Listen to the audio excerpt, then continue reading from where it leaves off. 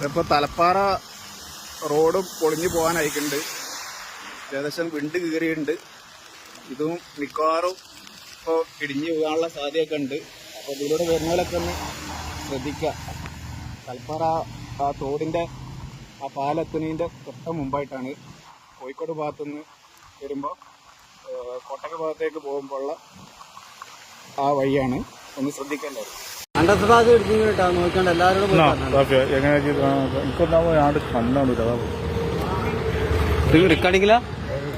റിക്കാർഡിംഗ് അത്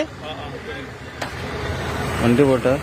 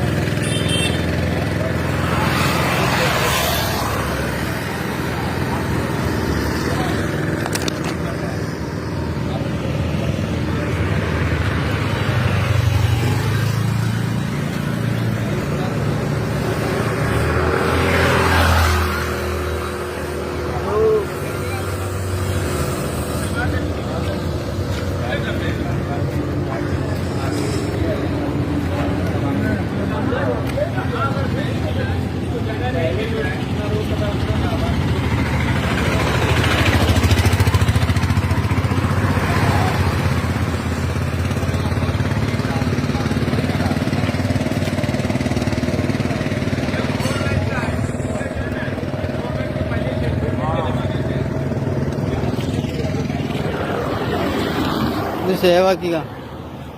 എന്റെ കംപ്ലൈന്റ് ഉണ്ടല്ലോ ഫോണിൽ.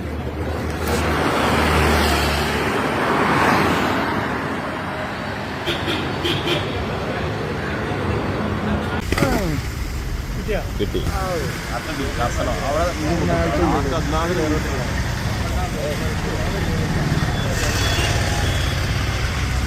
വീഡിയോ ക്യാമറമാനൊപ്പം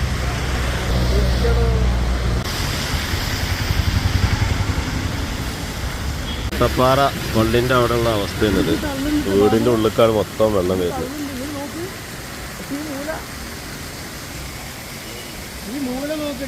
ഹൈവേ എന്നുള്ള വെള്ളം മൊത്തം